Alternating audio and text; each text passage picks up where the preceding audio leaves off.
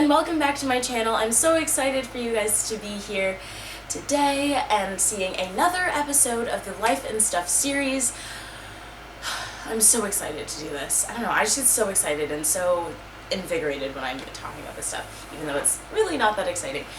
So today's episode, as you may tell in the title bar below, is about the college application process and how to make it easier and things like that.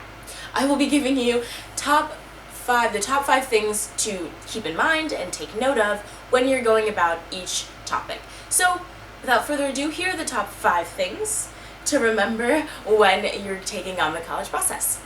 You really want to make sure that you stay organized when you're preparing for college. Don't get me wrong here, it's much easier said than done, but once you start being organized, you don't really stop, and it becomes a really good habit to have for college and for the rest of life. Which is why I have staying organized as our number 5 topic today. In order to keep all of your ducks in a row, I would suggest an Excel spreadsheet, or more than one, so all of your college information is organized and visible and together, all in one place. The first column you should have in your Excel spreadsheet should be the school, in its full demarcation, no abbreviations, just so that you don't get confused. You should also denote whether or not the application is offered through the Common Application website, www.commonapp.org, or on their own third-party affiliate site. The application fee is another column you should have, which will tell you how much you should look to spend to apply to each school. The general idea is that the public schools, public institutions will have lower application fees, and privates have the higher. You should also put the application's deadline type. There are 4 major types of deadlines. Sometimes schools will throw in their own different kinds of application deadline types, like early decision 1, or regular decision 2, or late admission, etc., which is why I've said major.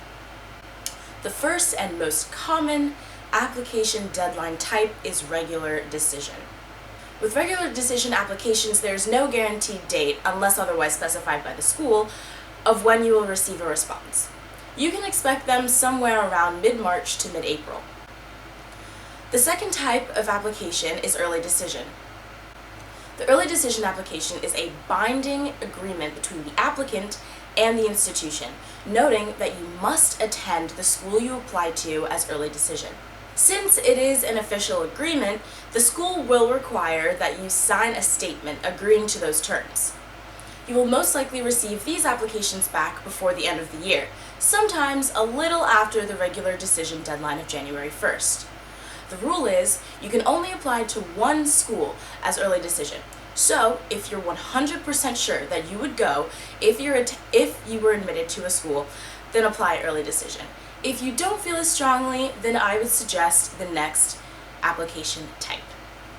Early action applications are non-binding, so do not confuse early action and early decision.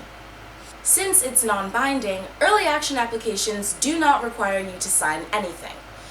You will most likely still receive your response before regular decision applicants. The final major application type is rolling decision. The rolling decision application just means that as soon as you submit your application, the Office of Admissions at your institution will take just a couple weeks to immediately review and then get back to you on a response. The deadline for rolling differs by school, so make sure that you're familiar with the types of applications and when each of them are going to be due. The next column you should have is school reports, in which you will be able to keep track of all your high school transcripts and any other official documents that each college or university needs in order to make your application complete with each school. In the next column, make sure you've written how many teacher recommendations you need and which teachers you want to write them. The last few columns are to keep track of whether or not you've set your AP scores, you've requested your transcripts, if the schools you're applying to have any supplements like supplemental essays or any other packages, or if you've just submitted your application. Now, if you're not yet a senior and you're just watching this because you want to be familiar with the process, thank you for watching first and foremost, but also note that it's not too early to know what kind of school you want to go to. Make sure that you get a feel for if you are more of a person who really enjoys big schools, or if you prefer smaller one-on-one environments. And do your research from there. Keep a list based off of where your parents have gone to school, what you've heard of, and what you think you know. As time goes on, you will start to realize what you really want to do, and you'll start narrowing down all your choices. This step is pretty self-explanatory, but you've got to ask questions. Always know that I am here to answer any questions you may have, either via the comment section down below, or via my email at lifeandstuffseries@gmail.com. While contacting me is great, however, make sure you get multiple opinions from friends and family and talk it out. There's no easy answer to most questions regarding college, so expect different responses from everyone and then go from there, kind of doing an average out sort of thing and taking your process from that point. This is a quite important step because you don't want to get caught up in the whole process, so make sure that you live a little. Hang out with friends, sleep, and do things that make you feel happy when you're stressed. Now, I didn't necessarily take this advice my senior year, and I just dug my head in the books and went and did what I needed to do. And that made me really tired, and I got angry pretty quickly. So always give yourself time to chill out and relax and unwind and do whatever it is that makes you feel good whenever you're feeling tense, because this process is really stressful, which is why I'm here to help alleviate any of that stress. You don't want people negatively affecting and influencing your college decisions, so make sure that you know yourself. I chose my university based on a summer college program that I did that was geared towards math and science, which are two things that I really would love to study more in depth in college. So I thought it was only fitting to apply there and attend once I was admitted. Basically, I used all of my childhood experiences, family vacations, and other things like that to get a good idea of what I wanted to do and what I was looking for in a home that I was going to be in for the next 4 years of my life.